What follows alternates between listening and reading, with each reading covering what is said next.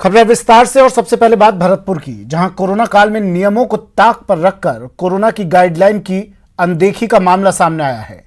यहां एक छोटे से कमरे में बच्चों की कोचिंग क्लास चलाने की खबर सामने आने के बाद मथुरा गेट थाना पुलिस ने कार्रवाई की और कोचिंग क्लास में पढ़ने वाले 29 बच्चों को वहां से हटाया।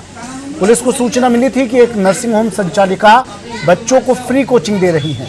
पुलिस मौके पर पहुंची, जहां छोटे से कमरे में एक साथ 29 बच्चे पढ़ते मिले।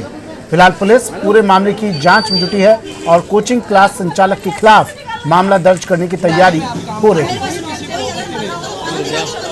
कर रहे हैं या किस उद्देश्य से कर रहे हैं ये हमें नहीं पता, उन्होंने सही नहीं बताया और वो हमको ऐसा प्रयास कर रहे हैं कि हमको दबाए इस बात के लिए कि हम गलत कार्रवाई कर रहे हैं। यहाँ सारे लोग समाज के एकत्रित हुए, मौके में सबने देखा है। बच्चे अपने अपने घर चले गए, पीछे वाले दरवाजे से उन्होंने निकाल दिए।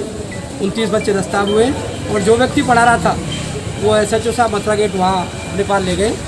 और निश्चित तौर पर जो भी ये गलत काम कर रहा है, चाहे भरतपुर नर्सिंग होम हो या कोई अन्य कोई हो, उन सब के खिलाफ कार्रवाई होगी। शिव कुमार भरतपुर से मेरे सहयोगी फोनलाइन पर जुड़ गए हैं। शिव, कौन है ये लोग, कौन थे ये लोग जो ये कोचिंग दे रहे थे? ठीक है, फ्री कोचिंग दे रहे हैं, लेकिन कोरोना गाइडलाइन के बारे में जानकारी नहीं थी क्या इन्हें? जी, मैं बिल्कुल बताना चाहता हूं कि ये भरतपुर के बीनारायण गेट के पास का मामला है, जहां पर एक भरतपुर नर्सिंग होम संचालित होता है। जो अस्पताल की संचालिका है संगीता अग्रवाल, उन्होंने NGO चला रखी है और वह छोटे छोटे बच्चों को अपने NGO के थ्रू ही कोचिंग और पढ़ाई देती है। फर्स्ट क्लास से लेकर 5th क्लास तक के छोटे छोटे मासूम बच्चों को वो क्लासें करा रही थी और उन्होंने टीचर भी रख रखे थे, टीचर उनको पढ़ा रहा था। बाल कल्याण समिति को किसी ने शिकायत की कि यहाँ कोरोना काल जैसी महामारी जब फैल रही है और यहाँ पर बच्चों को एक ही कमरे में, छोटे से कमरे में बैठाकर पढ़ाया जा रहा है और गाइडलाइन की किसी भी तरह से कोई पालना नहीं की जा रही है, जबकि सरकार के पूरी तरह से निर्देश है कि छोटे बच्चों के लिए ना तो स्कूल खोले जाए, ना कॉलेज खोले जाए और ना ही कोचिंग की जाए। फिर भी ऐसी यहाँ पर गतिविधियां चल रही हैं, जिसकी सूचना मिलने पर CWC के अध्यक्ष है गंगाराम पारासर और भी सदस्य हैं, वो भी मौके पर पहुंचे। उन्होंने हालात को देखा और तुरंत ही पुलिस को सूचना दी।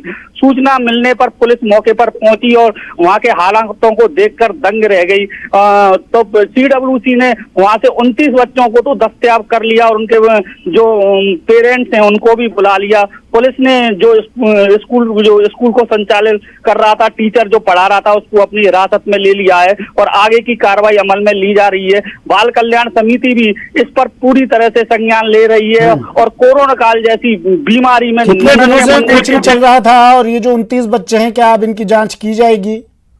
जी बिल्कुल, अब यही जांच की जा रही है कि ये कब से इन बच्चों को पढ़ा रहे हैं और इनके अभिभावकों को भी पाबंद करने की कार्रवाई की जाएगी कि ऐसे कोरोना काल जैसे जो बीमारियां चल रही हैं उसमें भी इन बच्चों को भेज रहे हैं, तो जो पेरेंट्स हैं उनको भी पाबंद किया जाएगा। साथ ही जो CWC है वो भी पूरी तरह से स्कूल संचालक के खिलाफ कार्रवाई करने के मूड में है। जी शिव, मेरा एक सवाल और है कि क्या अब इन बच्चों के भी टेस्ट वगैरह किए जाएंगे? अगर इनमें से एक भी बच्चा कोरोना पॉजिटिव निकला तो उससे कितने बच्चों तक संक्रमण फैलेगा?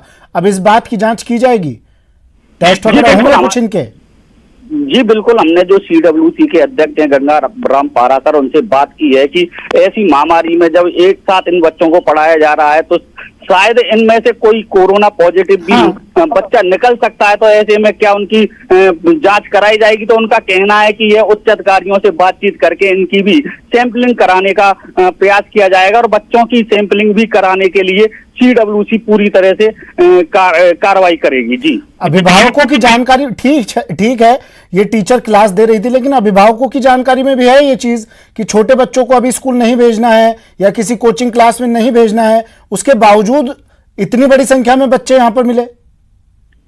जी बिल्कुल, अभिभावकों को क्या, आप सबको पता है कि कोरोना काल चल रहा है और सरकार की पूरी तरह से गाइडलाइन है कि छोटे बच्चों को ना तो स्कूल भेजा जाए ना कहीं पे पढ़ाया। हालांकि मैं बताना चाहता हूं कि जिस जगह पर ये संचालित हो रहा था वहाँ छोटी बस्ती है, छोटी बस्ती के लोग रहते हैं, उनके पास खर्चे के लिए भी पैसे नहीं होते, तो उनके मन में भी रहता है कि बच्चे हमारे पढ़े लिखे मुफ्त में पढ़ जाएं, तो यही कोई कारण हो सकता है कि वहाँ कोचिंग में वो भेज देते थे। जी ठीक है, शुक्रिया शिव तमाम जानकारी के लिए। खबर बीकानेर से है। बीकानेर के